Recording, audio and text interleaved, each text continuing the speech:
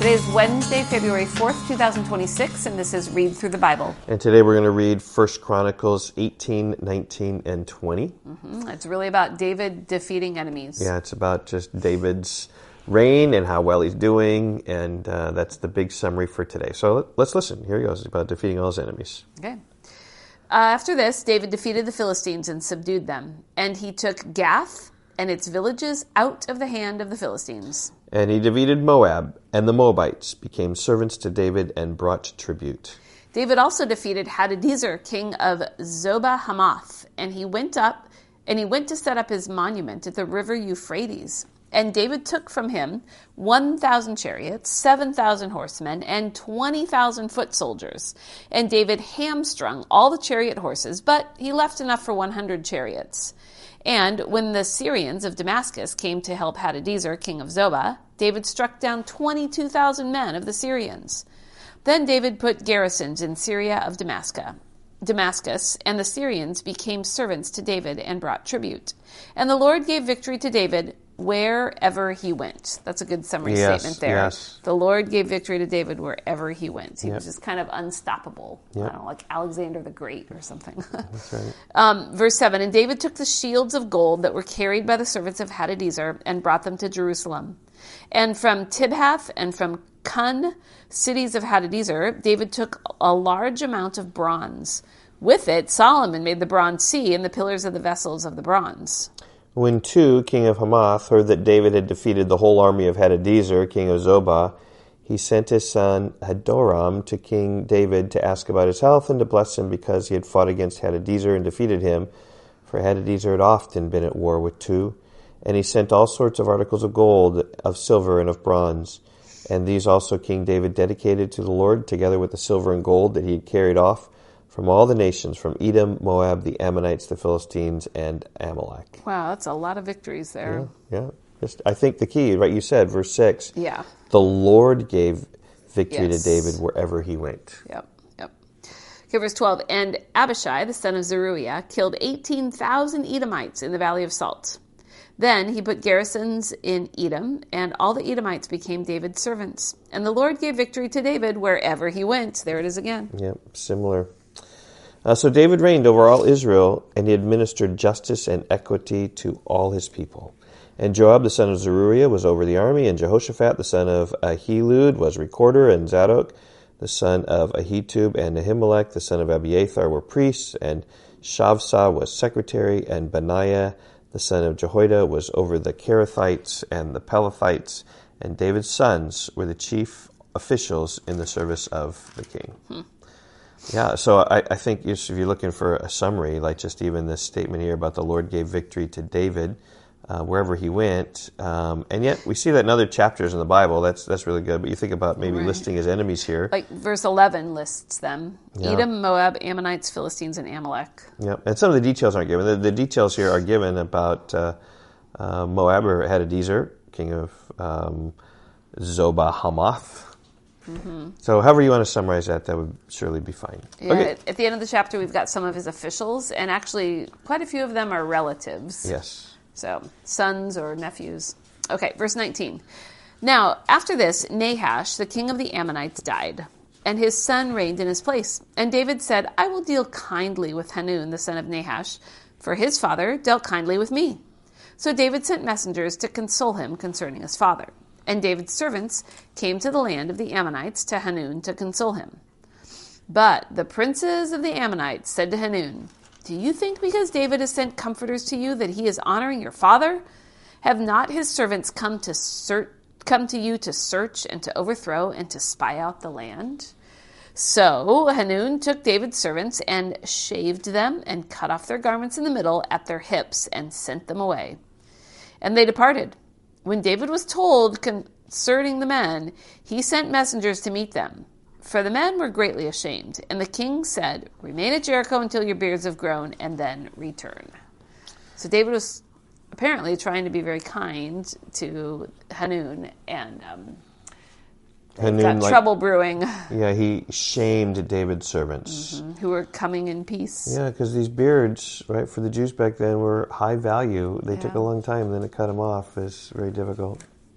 And when the Ammonites saw that they had become a stench to David, Hanun and the Ammonites sent 1,000 talents of silver to hire chariots and horsemen from Mesopotamia, from Aram Maacah, from Zobah. They hired 32,000 chariots, and the king of Maacah with his army, who came and encamped before Medeba, and the Ammonites were mustered from their cities and came to battle. When David heard of it, he sent Joab and all the army of the mighty men, and the Ammonites came out and drew up in battle array at the entrance of the city, and the kings who had come were by themselves in the open country. Verse 10, when Joab saw that the battle was set against him, both in front and in the rear, he chose some of the best men of Israel and arrayed them against the Syrians. The rest of his men he put in the charge of Abishai, his brother, and they were arrayed against the Ammonites. And he said, if the Syrians are too strong for me, then you shall help me. But if the Ammonites are too strong for you, then I will help you. Be strong and let us use our strength for our people and for the cities of our God, and may the Lord do what seems good to him.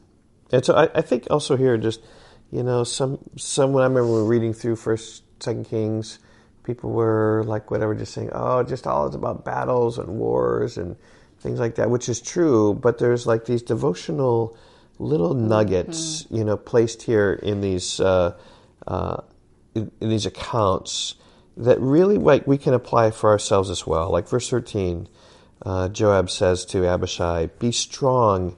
Let's use our strength for our people, for the cities of our God. And may the Lord do what seems good to him. Yeah. So, I just think about ministry in the church or evangelism or whatever you do. Just you tell other people, be strong and the Lord will do what he would like to do. Maybe not be strong in battle, but be strong in trusting the Lord in all these things. Right? There's just these little things that come up from time to time about how we need to trust the Lord. Right. Well, whether it's back further where David prayed about the Philistines, like, Lord, should I go up? Should I do this? And then, or verse in chapter 18 where the Lord gave victory to David, and then here. So anyway, verse 14. So Joab and the people who were with him drew near before the Syrians for battle, and they fled before him.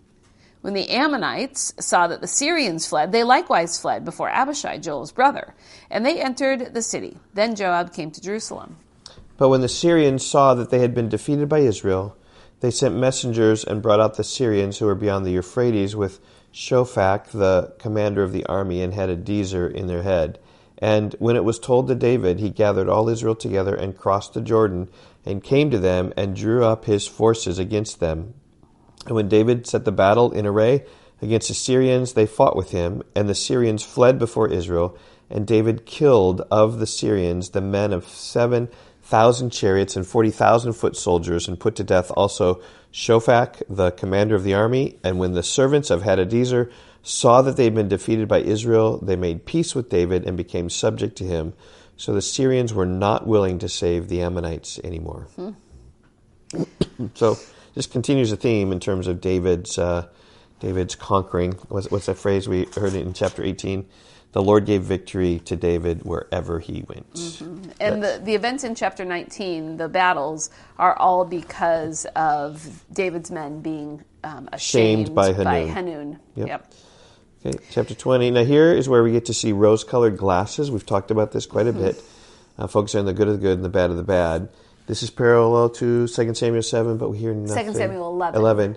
Yep, but we hear nothing about Bathsheba, though this is the time. Because they're just emphasizing just the goodness of David, which ought to show you, like, there is bias in writers and how they record their stories. Yeah. So chapter 20, verse 1 says, in the spring of the year, the time when kings go out to battle, and then and that's the same thing as 2 Samuel 11. In the spring of the year, the time when kings go out to battle.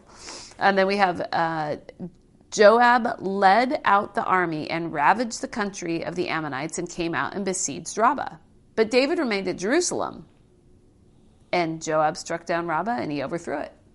Nothing said about Bathsheba there. Yeah. Okay, verse 2. And David took the crown of their king from his head. He found that it weighed a talent of gold, and in it was a precious stone, and it was placed on David's head. And he brought out the spoil of the city, a very great amount. And he brought out the people who were in it and set them to labor with saws and iron picks and axes. And thus David did to all the cities of the Ammonites. Then David and all the people returned to Jerusalem. And after this there arose war with the Philistines at Gezer.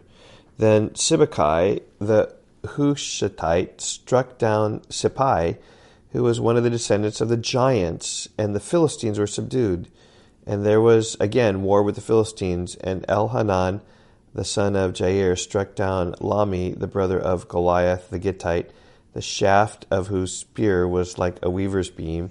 And there was again war at Gath, and there was a man of great stature who had 6 fingers on each hand and 6 toes on each foot, 24 in number. And he was also descended from the giants.